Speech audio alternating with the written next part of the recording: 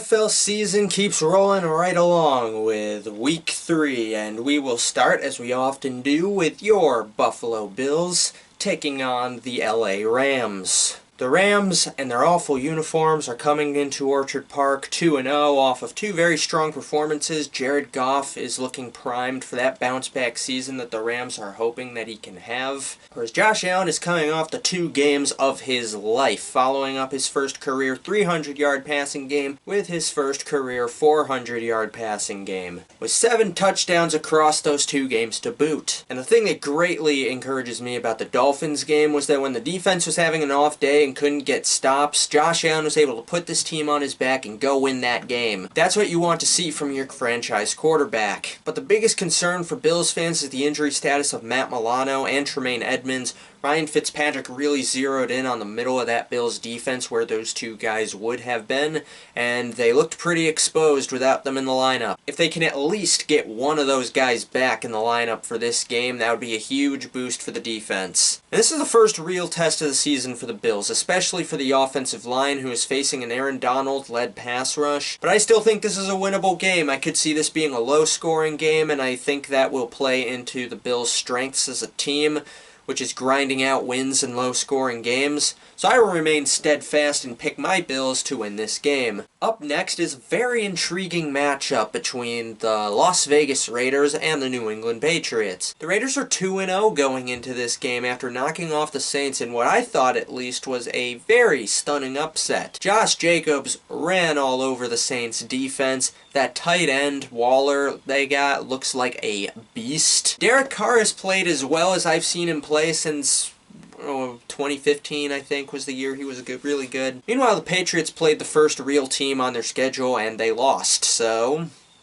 But I will admit that Cam Newton looks a lot better than I expected. I gotta give him credit, and I gotta give credit to Bill Belichick, who's done a great job scheming this offense and playing to Cam's strengths as a passer, but he still doesn't have anything around him. They have no run game outside of Cam Newton, and he doesn't have a lot of talented receivers to throw to except for Julian Edelman. The Raiders defense, who I had concerns about going into the Monday night game, did a pretty effective job holding off the Saints. So if that Raiders team can show up from Monday night in this game, I think they absolutely have a shot. And what a statement would it be for the Raiders to knock off the Saints and the Patriots in back-to-back weeks to go 3-0. I think it's very possible. As good as Cam looks, this is still a very beatable New England team. I might be drinking the Kool-Aid a little bit here, but I'm starting to believe in this Raiders team, so I'm going to give them my vote of confidence, go out on a limb, and pick them to win this game. Next up, you have an interconference matchup between the Washington football team and the Cleveland Browns. I think the game in Arizona really showed the difference between a pretender and a contender last week,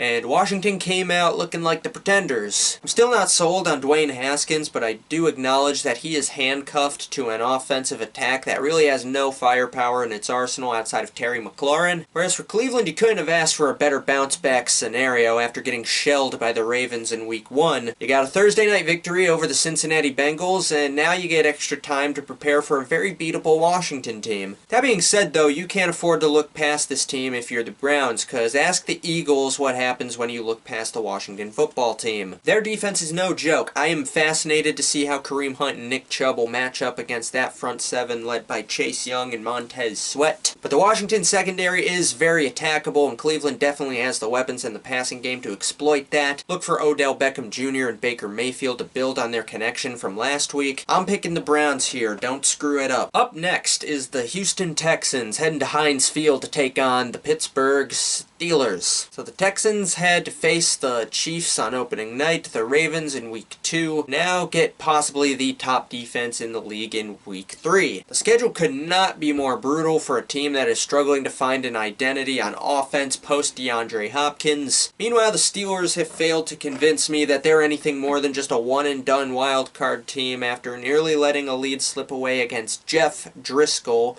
when Drew Lock left the game with a shoulder injury. But 6 sacks is going to make life very difficult for Deshaun Watson, and with Will Fuller not making any catches last week, Deshaun Watson is looking completely hung out to dry. And the worst part of it is, it didn't need to be this way. This should have been the all-in season. We're coming off of a season where you won a playoff game and you make a big splash in the off-season to show that you are going for it this year, Super Bowl or bust. Instead, you trade the best player on your team for an aging running back and a low draft pick. And I hate to sound like I'm overreacting to the DeAndre Hopkins trade, but look at DeAndre Hopkins over in Arizona, and look at this Houston offense that looks completely one-dimensional since they've been without him. So I don't think Pittsburgh will have any difficulty against this Texans offense. I think the biggest challenge for them will be Deshaun Watson himself, but I don't think it'll be enough. I'm picking the Steelers. The Texans look dead in the water right now. Up next is the 49ers returning to the Meadowlands to take on the Giants. The Niners won pretty easily against the Jets to bounce back from their Week 1 stunner against the Cardinals. But at what cost? Raheem Mostert left the game, did not return. Jimmy Garoppolo left the game at halftime, did not return. Nick Bosa left the game, did not return, and it's been confirmed that he has a season-ending ACL injury. Solomon Thomas also left that game and did not return. That was coming into a game where they already had Richard Sherman and Deebo Samuel on their IR, and George Kittle ruled out for the game with a high ankle injury. Meanwhile, on the other side, Saquon Barkley suffered his own season-ending knee injury, and Sterling Shepard also exited that game not to return as well. Now, I mean, what even is there to break down about this game at this point? Both of these sides are just completely different teams at this point, especially the 49ers. I'm going to pick the Niners because I still think they're a better team, but who knows where they go from there, if they even manage to make it out of New Jersey with the win. Up next is the Bengals heading to Philly to take on the Eagles. Joe Burrow impressed me a lot in the Thursday night loss to the Browns. He was able to extend plays, fit throws into tight windows, and lead some big drives to get back in the game late. Whereas the Eagles could not have had a more disastrous start to the season, following up their meltdown in Washington with a straight-up flogging by the Rams. The Eagles look bad. They look really bad. And while Carson Wentz continues trending downward, Joe Burrow continues to trend up and up and up. Of course, the Bengals defense has struggled through 2 weeks, so there is also potential for a get-right game for this Eagles offense. But I'm going to go out on a limb here, and I'm going to say that Joe Burrow gets his first win of his NFL career. Next up we have the 2-0 Titans versus the 0-2 Vikings. During the halftime report of the Bills game, when they talked about the Vikings-Colts game in Week 2, they said there was, quote, sloppy football on both sides in that game. But sloppy does not even begin to describe the Vikings in that game. They were horrendous. I think I greatly underestimated how much this Vikings team really misses Stephon Diggs because Kirk Cousins looks completely lost without him. On top of that, they cannot get Dalvin Cook going on the ground game, and when you've built your offense around the play action, like Mike Zimmer has, that is a problem. Meanwhile, the Titans found a way to win against a very feisty Jags team in Week 2. Ryan Tannehill looked really good in that game. You have one team who keeps finding ways to win close games versus a team who hasn't even been close to winning a game this season. So it's not a very hard pick for me. I'm going with the Titans. And that brings us to the Bears and the Falcons. Falcons. We need to have a little chat here. It is time for you to let go of Dan Quinn. Julio Jones, Matt Ryan, Ridley, Gage, Hayden Hurst now. The fact that you can't win games with that much talent on the roster is inexcusable. And when you have a lead, then just completely melt down when the other team scores a touchdown, that shows a lack of mental toughness which has to be blamed squarely on the head coach. I do not believe Atlanta is going back to the Super Bowl with Dan Quinn. I don't think they're going back to the playoffs with Dan Quinn. And he's supposed to be a defensive coach, and his defense has never been good aside from that one Super Bowl year. In my mind, Quinn is holding this team back, and he needs to be let go immediately. On the flip side, Mitch Trubisky continues to play for his job, and he looks like a quarterback playing for his job. And I mean that in both the good and bad sense. Trubisky had a great first half against the Giants, kinda leveled off and dipped down into the second half. So we've seen Mitch Trubisky play at the level that he needs to. Now it's a matter of getting it for all 4 quarters. But I'm going to pick the Bears here. At this point, I have no faith in this Falcons team to do anything but lose football games. And on the subject of coaches that need to be fired, Adam Gase and the New York Jets are heading out to the Midwest to take on the Indianapolis Colts. The Jets have the worst offense in the league. I don't care what rankings or statistics say. They are bad. unwatchably bad. And they're being headed by the offensive guru, Adam Gase, who I've heard dubbed as the quarterback whisperer. Oh... Gase has no understanding of situational football. He has no idea how to make in-game adjustments. I don't even think he knows that's allowed. They couldn't even score on a 49ers team who was getting carted off the field in body bags last week. As a smug, sarcastic Bills fan, I would tell you to keep Adam Gase as your coach for like the next 10 years.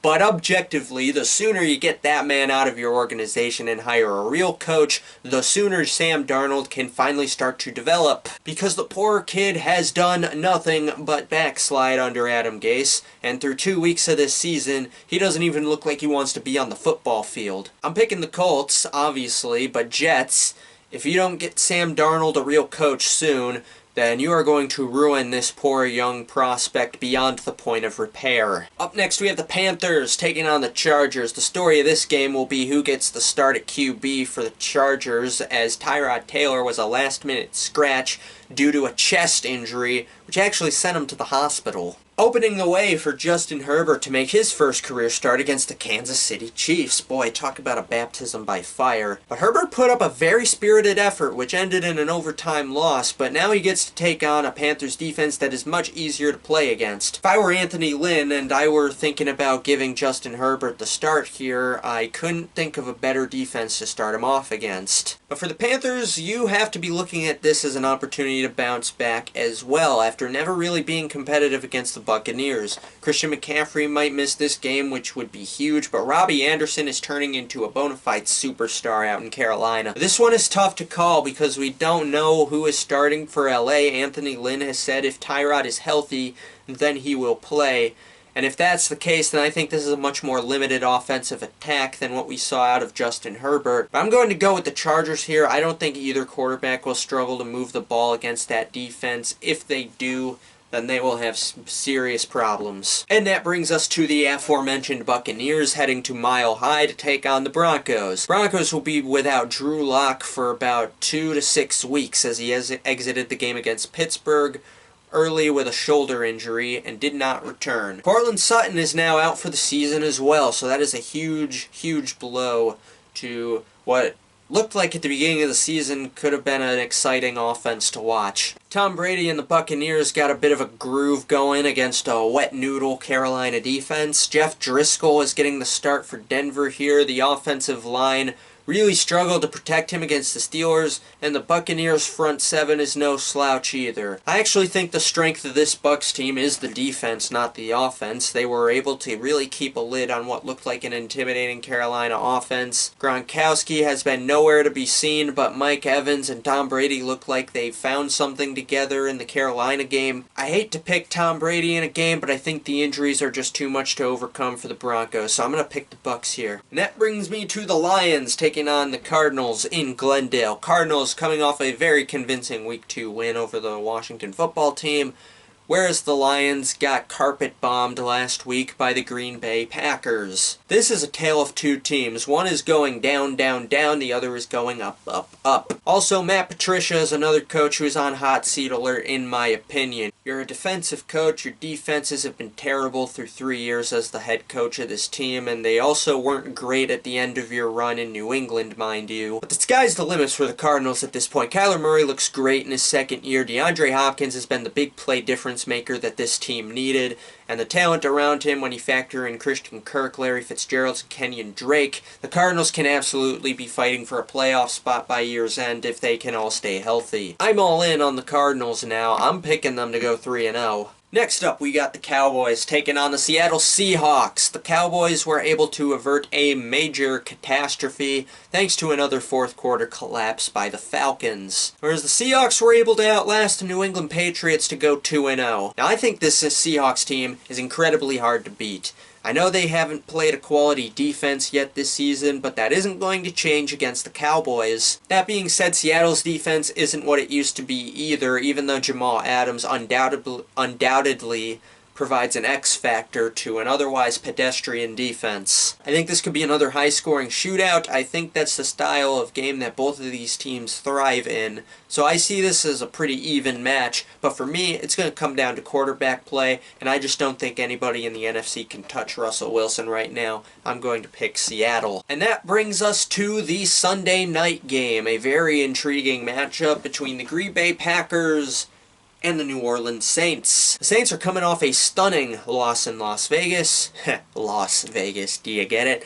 Do you get it? Now, I didn't think that Aaron Rodgers' job was ever going to be threatened by Jordan Love, at least not this year, but Rodgers is playing like he thinks his job is in jeopardy right now because he has been phenomenal. Meanwhile, something just hasn't quite clicked yet for the Saints. They won pretty easily against Tampa, but something still felt kind of off about that game. One of the biggest concerns going into this game for the Saints is how easily Josh Jacobs ran over this team, because the Packers are coming in with Aaron Jones, who has just been on a tear these first two games. I think the Saints will be fine. I trust them to figure out their issues and heat up more as the season goes on, but it's hard to pick against the Packers right now after what they've been able to do through 2 weeks. Aaron Rodgers is playing amazing. I don't really think he needs Davante Adams right now to put up numbers, so I'm going to say that the Packers win this game on Sunday night. And that brings us to the main event of Week 3, which is the clash of the Ravens and the Chiefs. Many people believe that this could be the preview for the AFC Championship game,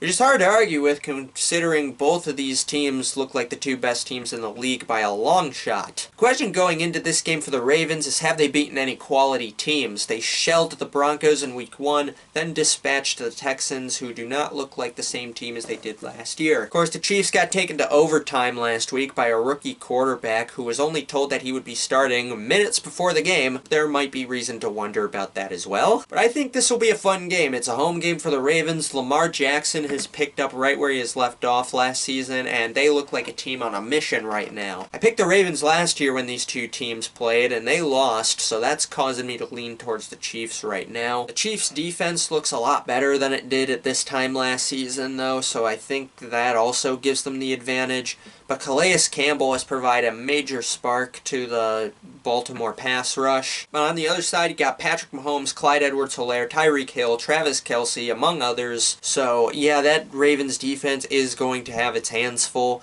But Mark Andrews has been on fire on the Ravens offense as well. This is a coin flip for me. It really is. But I'm going to stick with the Chiefs here. I said last week that it would take a lot for me to pick against them. I do think this is a lot for the Chiefs. The Ravens are a really good football team, but I'm expecting this to be a fun matchup with a lot of exciting plays. I think it's going to come down to who has the ball last, to be honest with you. And if that's the Chiefs, then see you later. It's done. And that is going to do it for another week of football predicting, breaking down, and previewing. I hope you enjoyed this video, and I hope you enjoy the games on Sunday. And as always, have a blessed week, and we will see you in the next video.